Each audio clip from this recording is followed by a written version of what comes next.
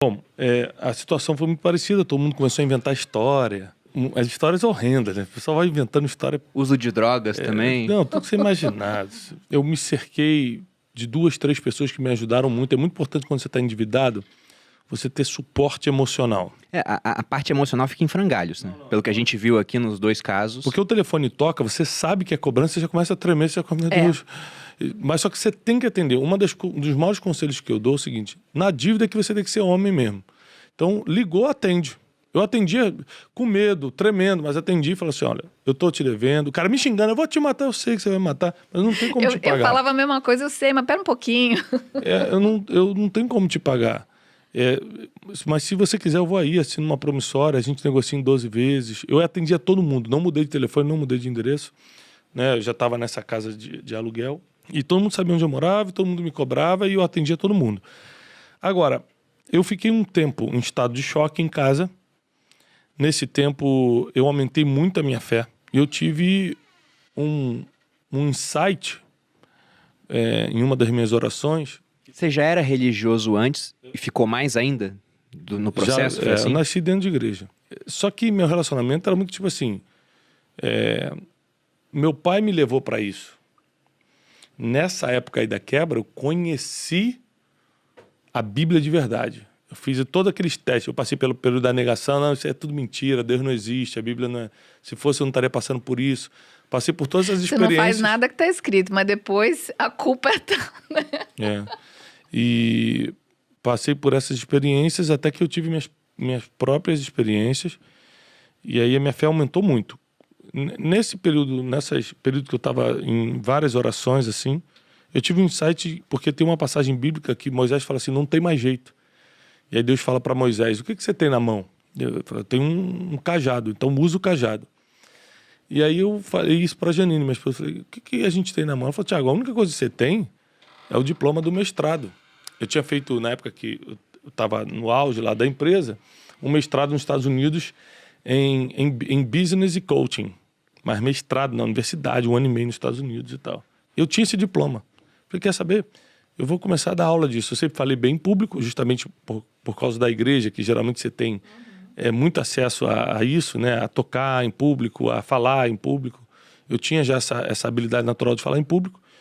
E aí eu montei um curso totalmente quebrado. Eu tinha 580 amigos no Facebook.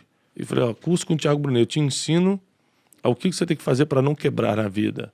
Como suportar emocionalmente as pressões. Tudo que eu estava passando eu botei ali. Eu lembro que eu sempre fui um cara que defendi muito a verdade, né? Então eu falei assim: eu vou botar tudo, só o que eu posso realmente oferecer pro cara. Aí eu botava lá embaixo: mestre em coaching pela Florida University e tal. Nunca tinha praticado isso na vida, mas era o diploma que eu tinha. E aí eu comecei a anunciar no Facebook e 12 ou 13 pessoas acreditaram e foram. E tipo, tinha muita gente boa, foi um diretor de Petrobras. Eu usei o nome coach na época que estava na novidade. A gente alugou uma salinha para dar esse curso ali no Citar América, ali na Barra. E a gente ia dirigindo com o carrinho todo ferrado que a gente estava. A gente já tinha feito de todo o patrimônio. Janine armava o café e eu ficava de terno e gravata dentro para passar credibilidade esperando os alunos. Foram 3 dias dando aula, eu nunca tinha dado aula na vida, dando aula de 8 da manhã às 8 da noite. Eu estava em estado de choque, eu chegava em casa em estado de choque. Quando acabou o curso, eu falei: Janine, e aí, sobrou algum dinheiro que a gente ia pagar apostila? Não sei o quê. Ela fez todas as contas e falou: Thiago, pagamos todo mundo, todos os fornecedores e sobrou 20 mil reais. Eu falei: 20 mil reais? Bastante. Eu falei: é muito dinheiro. Eu descobri o nosso negócio. Eu amo fazer isso, eu sei fazer isso. E dar dinheiro. E o grande lance foi que é o seguinte: antigamente eu tinha que trabalhar e o dinheiro que entrava na conta não era meu. Era muito fornecedor, passagem aérea, não sei o quê. Hoje em dia não, se entrou na conta já é nosso. Aí nessa época eu procurei o Dr. Augusto Cury, que a gente já tinha te conhecido na época da agência, que eu levei ele para Israel. Falei: doutor, estou pensando em escrever um livro sobre desenvolvimento pessoal, o senhor sabe minha situação, ele sabia que eu estava quebrado. E eu preciso de ajuda, e ele me ajudou. E aí eu escrevi o livro Rumo ao Lugar Desejado. Eu vendi 52 mil livros do Rumo ao Lugar Desejado a R$40 debaixo do braço. Ia de lugar em lugar, de casa em casa, de igreja em igreja, de empresa em empresa. Eu e Janine, minha esposa, não vendendo esse livro. A gente vendeu 42 mil livros. Então, foi 52 mil livros. Foi uma revolução financeira pra gente. E contando essa história, que tinha, quebrou. Exatamente. E eu falava, tô saindo disso e você ainda tá me ajudando. Comecei a dar palestras em comunidade carente. Porque você ainda tinha dívida nessa época. Tinha. Tinha. Aquela gigante. O que aconteceu foi o seguinte, eu consegui reduzir muito minhas dívidas. Por exemplo, a maior dívida que eu tinha era com uma rede de hotéis em Israel. Era tipo $400 mil. Era a maior dívida que eu tinha. Eu peguei um avião aqui. O primeiro dinheirinho que entrou, com isso eu comprei uma passageira e fui para Tel Aviv. Aí sentei com um cara, que hoje é muito meu amigo, mas na época me ameaçou de morte. Legal ter uns amigos assim, legal ter né? uns amigos assim, né? Ele falava assim, o Mossad vai te acertar de longe, você não vai nem ver, vai parecer um acidente. Ele me ameaçava assim. Don't mess with the Mossad. Ele queria te matar com serviços secretos. Serviço secreto de Israel. Que bacana. O cara era bom. Aí eu procurei ele e falei o seguinte, cara, olha só. Eu tenho 2 rins, eu só uso um. Você pode continuar me Um vai ameaçando. pro Mossad, o outro vai pro Shin Bet. Nervoso, mas eu não vou ter como te pagar. Não tem como. Não existe a possibilidade.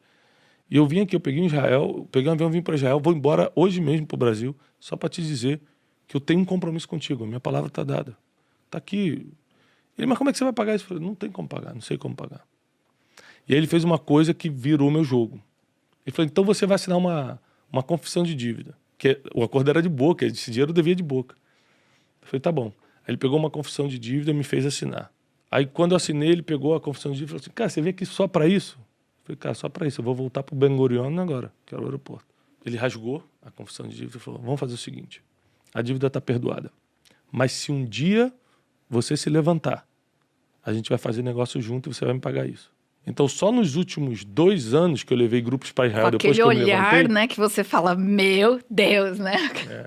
Bem israelense. Só nos últimos 2 anos que eu levei grupos para lá, eu dei mais de 1 milhão para ele de lucro, fora os 400 que eu já tinha pago. Caramba. Então, e por isso que hoje ele é meu amigo, né? Não porque ele gosta de mim, mas porque eu paguei tudo. A questão é assim, você devia 2,5 milhões. O primeiro curso que você fez, com 12 pessoas, se você fosse falar com qualquer pessoa, ia dizer assim, pra que você vai fazer isso? Não cobre nem o nada. Não adianta. Mas você foi. Fica até em termos de perspectiva, você vê que nada adiantaria. Nada adiantaria. Assim. E é isso que às vezes as pessoas pensam, né? Mas a minha dívida é tão grande, o que adianta eu pagar tal coisinha? Adianta. Ele começou, não é?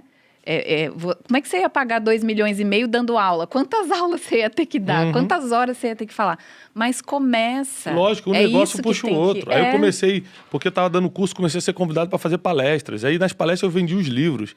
Aí tinha dia que eu voltava para cá e falei assim, Janine, te levantou tantos mil. Ela falou, então é só escalar agora, é só a gente começar a fazer várias vezes com pessoas diferentes. E a gente começou a montar um modelo de negócio, Janine que foi o Instituto Dash. Toda hora eu ouço a Janine e falo, Janine guerreira. Guerreira. E com 4 filhos. E o Instituto Destiny, que começou nesse dia, nesse curso, hoje ele é avaliado e foi vendido por 126 milhões de reais. Quase 5 anos depois. Foi bem recente no final das contas, né? Foi bem recente. A gente vendeu uma parte do Instituto só, eu continuo sendo o majoritário, mas a gente vendeu uma parte do Instituto. Então, você tem que começar, porque você não sabe de onde vai vir a virada do jogo. E eu sempre fui um cara, procurei todo mundo, muita gente perdoou a dívida, muita gente não perdoou, mas facilitou. Por uns 9 meses, todo o dinheiro que a gente ganhava, eu lembro disso assim, ó, porque eu sempre fui muito bom de ganhar dinheiro. Então eu ia pra rua, aí eu voltava com 50 mil reais naquele mês. Vendi livro, fiz palestra, não sei o quê, a gente pegava 49 mil, ligava para credor e falava, ó, tenho 9 mil para acertar, tenho 5 mil, tenho 40, tenho... E R$1.000 a gente comia, e a gente ficou muito tempo comendo miojo. Um dia eu vou até escrever um livro chamado Um Miojo para Dois, que a gente já dividiu muito miojo, eu e ela, durante alguns meses. Eu passei por situações extremas também. A gente não vamos tocar no dinheiro enquanto a gente não pagar a dívida. A gente levou muito a sério. Então a gente não passeava, não ia no cinema, não comprava nada. Tipo, mas tem R$20 aqui. Chegou uma época que eu lembro que a gente tinha uma gaveta com dinheiro. Ela falou, vamos no cinema? A gente tinha muita bolinha de dinheiro, que era dos cursos. Eu falei, não vamos, é tudo para dívida. E a gente pagou muito rápido a dívida. E aí, cara, com essa experiência, porque como eu aprendi a dar palestra e fazer curso no pior momento da minha vida, eu aprendi muito rápido. Porque o teu estado emocional acelera muito o aprendizado, né? Então eu virei, assim... Você não tem opção. Mestre no assunto muito rápido. Então, isso foi em 2014, 2015, 2016 eu comecei a construir o nome do Instituto, meu nome. Em 2017 a gente deu a primeira explosão, assim. Foi o meu primeiro vídeo que viralizou. E a gente começou a direcionar muito os cursos. Aí eu comecei uma conferência anual chamada